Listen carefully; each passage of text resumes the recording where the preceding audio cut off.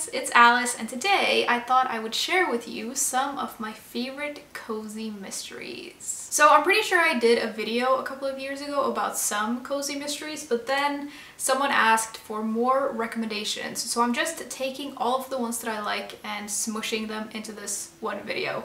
And for some reason, all of the ones that I like are in series, because I guess cozy mysteries very often are, so that's just the way it is.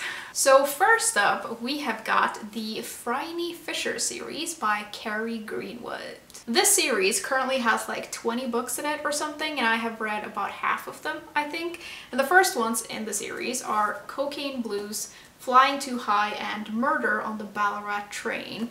And all of these books are set in 1920s Australia, and we follow a lady detective named Phryne Fisher. The story of Phryne is that she grew up impoverished, but she's now quite wealthy, so she lives in luxury, and she has an assistant named Dot who helps her out in these books, as well as like some taxi drivers slash communists that are very helpful.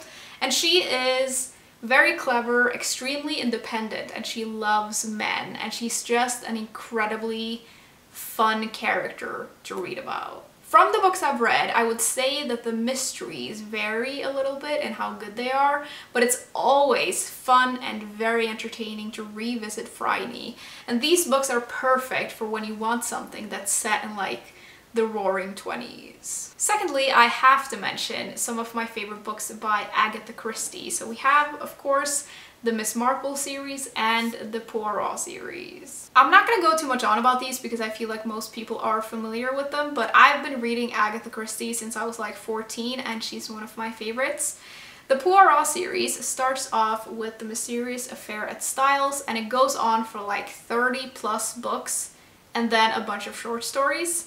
And in these books, we of course follow the eccentric and funny little Belgian detective called Hercule Poirot, and he is famous for his deductive skills and just solving mysteries that no one else can figure out. And he is very often accompanied by a sort of assistant named Hastings, although he isn't in every novel. The Miss Marple series starts off with a murder at the vicarage and goes on for about 13 or 14 books about her, I think.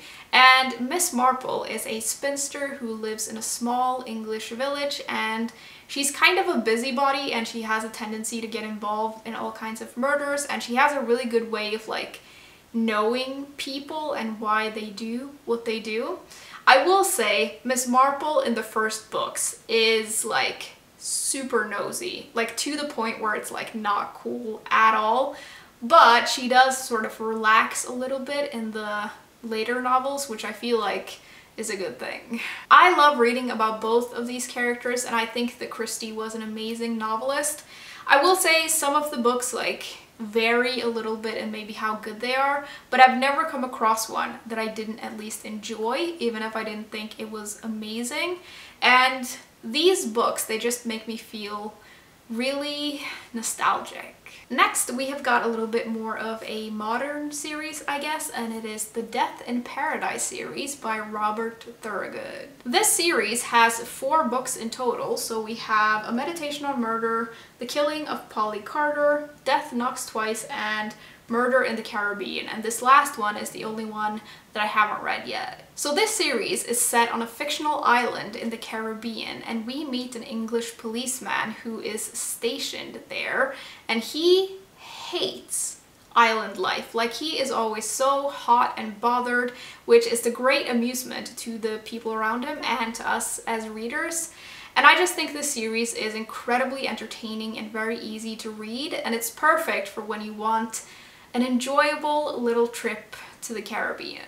Then we've got a little bit of a newer discovery for me, and it is the Mitford Murders series by Jessica Fellowes. I read the first book in the series not too long ago, and it's this one, which is just called The Mitford Murders, and it's followed by Bright Young Dead and The Mitford Scandal. And then I think there's a 4th book coming out in a little while. This series starts off in London in 1919, and we meet a young woman who is desperate to get away from her very abusive and just horrible uncle, and she ends up working as like a lady's maid for the Mitford family.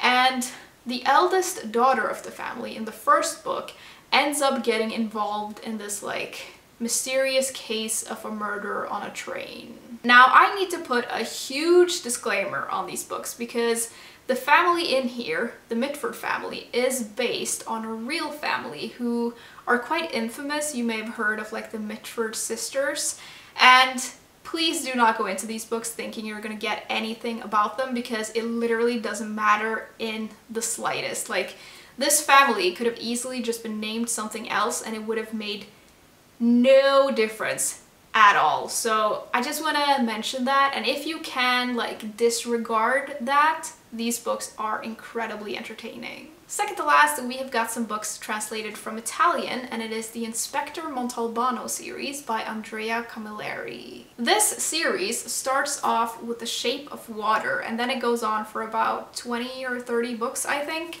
And I don't have all of them in the right order, and I haven't read them in the right order, which I know bothers some people, but it worked for me, so like, don't come for me.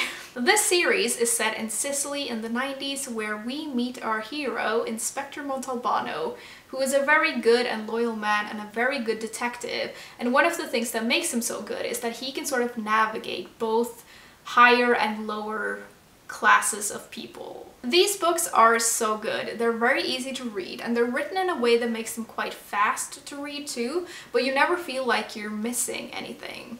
And I really like the characters in here. I think the mysteries are really intriguing, and I love how we get to take a look at like Italian and Sicilian society. And then there's also like a lot of food in these books, which I really love for some reason. Lastly, we have got the lovely Perveen Mystery series by Sujata Massey. This series has 2 books so far. We have The Widows of Malabar Hill and The Satapur Moonstone, and then the 3rd book is coming out sometime next year, I think, which is very exciting.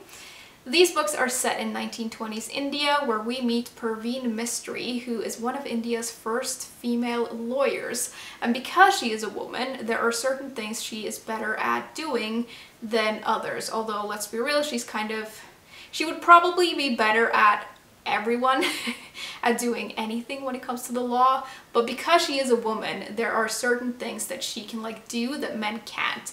And that's what the mysteries in these books are sort of based around. I'd say that these books are cozy mysteries, but with quite a lot of depth to them, because they explore and comment on a lot of the restraints that were put upon women in this time, and just like, there's a lot of commentary about women in society in general, and I feel like that sort of elevates these to a different level, and I really like that. I feel like we especially get that in the first book.